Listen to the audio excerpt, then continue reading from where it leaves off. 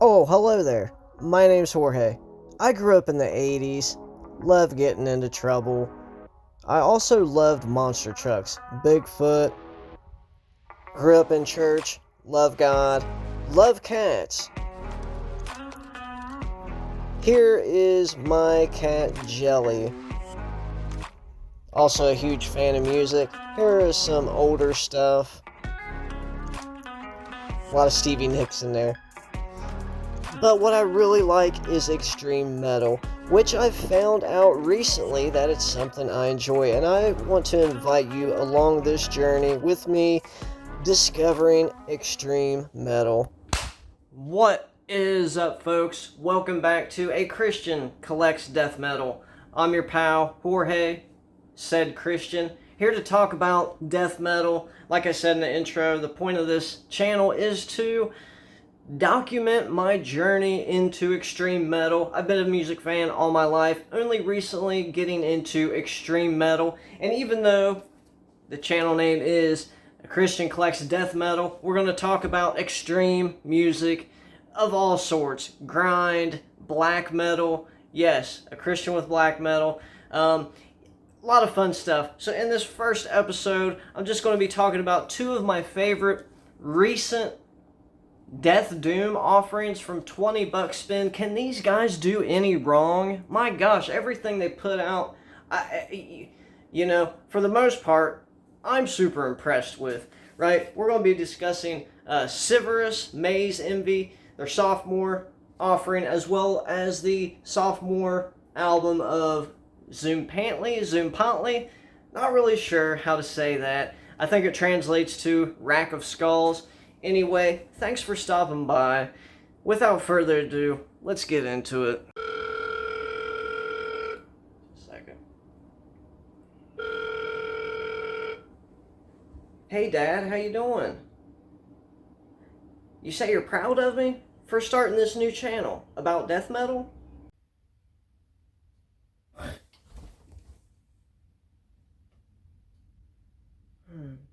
Let's go ahead and address the elephant in the room. I said that this was a channel dedicated to documenting my journey, but on the flip side, it's also kind of let you know that people of my belief, we're not all a bunch of sticks in the mud.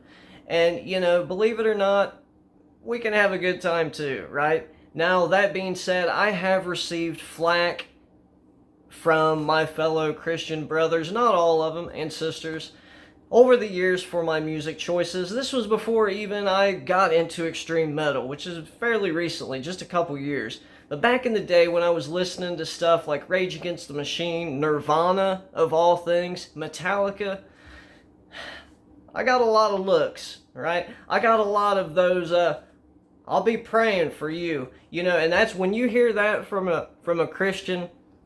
That is a passive-aggressive way of saying, I'm sticking it to you.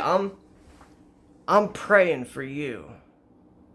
Right? So a lot of that stuff. And, on the same time, or on the flip side, I've had a lot of support from people that are like, hey, if that's what you like, you do you.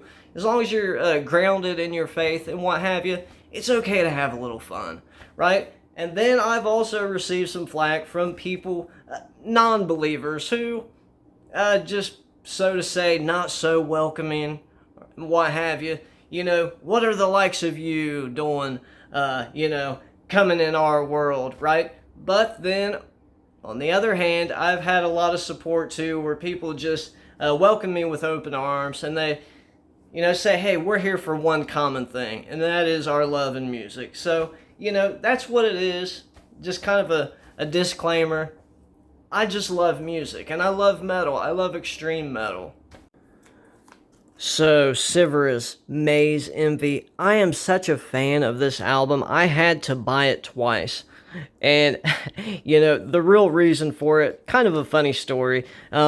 So, like I said in the intro, I'm a cat person. I actually own 5 adult cats. They've all, they're all spayed and neutered. Take them to the vet regularly. Except one female cat is not spayed. She has an appointment. coming up here soon, but she had a litter of 7 kittens. I'd never even seen a cat spit out that many kittens. She had 7. So anyway, yeah, one of my friends stopped over one day to take pictures of the cats to kind of help me get rid of them, find some good homes for them. And when they knocked on the door, I was blasting away some Civerous, right? And I think I had just put it on, and it was just on the first song. And as they had come in, obviously, you know, the house is just thumping. It's jumping in here. You know, I got a pair of Clips, the 5s. I want to get a subwoofer sometime. But anyway, I run in here to the turntable, and, you know, in a frantic, in a hurry, I just turned the turntable off, and I forgot to actually take the tone arm up off the record, which I actually have a Q lever for that, but I forgot to do that. All I did was turn it off to where it quit spinning. So what happened, and I didn't realize this until later on when I came back to check it out, the record had come to a screeching halt, or I should say the needle had come to like a screeching halt, and it curved a perfect dot in the middle of song 1. It still plays, but for 2 revolutions, you hear this sound like woo, woo, right? And that's it. And that bothered me. Obviously, I picked up a new one. So anyway, I love this album. Anthony Fantano gave a glowing review here on YouTube, and for good reason. I mean, this is some of the best death doom I've heard, you know, and like I said, I'm kind of new to this, and somebody let me know in the comments, what is the difference between, or if there is a difference between doom metal and death doom? Are those two one and the same? Are those terms interchangeable, doom and death doom, or are they two different things? Sometimes when I think of doom, I think of something like Sleep, right? But I know that's more like stoner type doom. Are there different genres of doom? I don't know. Anyway, this is the kind of doom that I'm into. I have more death doom stuff that we'll go into in future videos. But man, this intro, the Azura Eye, it sounds like some of the creepiest stuff I've ever, just very ambient, brooding intro that feeds nicely into Shrouded in Crystals. I mean, this song just thumps its way through. I mean, just pounds. And, you know, it's some of the best doom stuff I've heard in 2024, even as a new guy, you know. Endless Symmetry. I think my favorite song on side 1 would actually be Leviathan Tomb. Especially when it comes to the end. They do this nice thing where, like, you know, they have these little beat going on, and then they come in with these drums out of nowhere, and then it goes back down to this low playing, and you think the song ends, and then it just bum bum bum bum bum bum bum, and it does that. You know, it's a great ending. If you haven't heard it, check it out.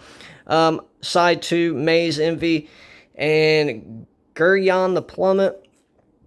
Unique take when it comes to doom metal, because I don't know about you, but a lot of this doom can kind of slog and drag on, and they add a lot of little nuance and stuff like that to keep it interesting. And Tzompantli, or Tzompantli, somebody, am I saying this the right way? Beating the drums of Ancestral Force.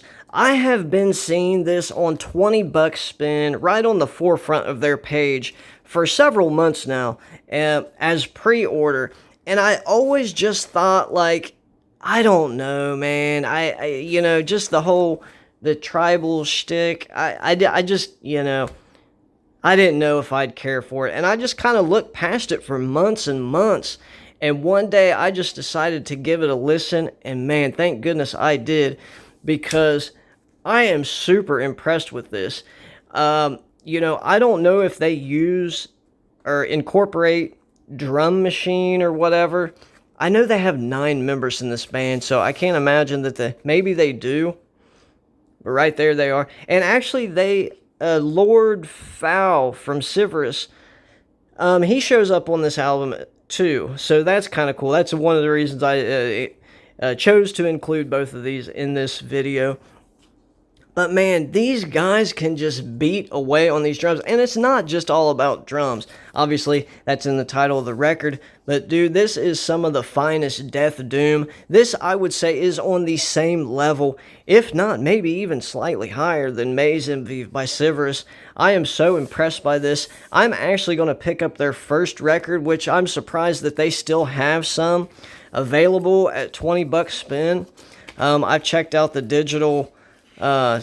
checked it out already to see what it sounds like. I just picked up the simple black vinyl. I'm not too much into the color variants, though I do own some. And I need to get up some better sleeves for these as well. I already used all the ones I have. Man, I'm such a fan of this. Now, when you look at the back, all the names of these songs, I can't pronounce any of them. But, you know, everything is in English when you look at the liner notes or the insert.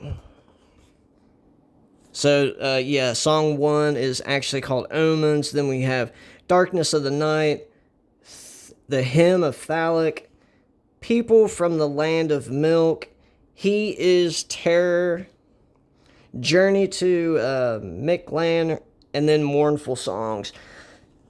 Dude, I'll tell you what, these guys are on the fast track to extreme success. Coming from a greenhorn, so to say, I just can't get over it. And look how cool the inside of the... I don't know if that's picking that up on camera very well. Look at that, man. What a nice touch, man. $20 spin, man. I'll tell you what, they're one of my favorite labels. They are becoming one of my favorite absolute labels. Super impressed by everything on this album. It's, for me, a 10 out of 10 without question. From the time it hits play until the time it ends on side 2, this is a 10 out of 10. Super impressed.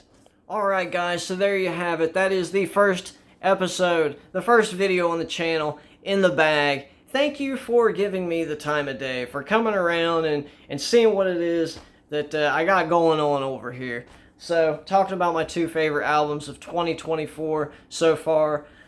There are others we will discuss. Big thanks. Appreciate you. Subscribe if you feel so inclined. Leave a like. Leave a dislike. I appreciate you. Jorge, A Christian Collects Death Metal, signing off. Be blessed.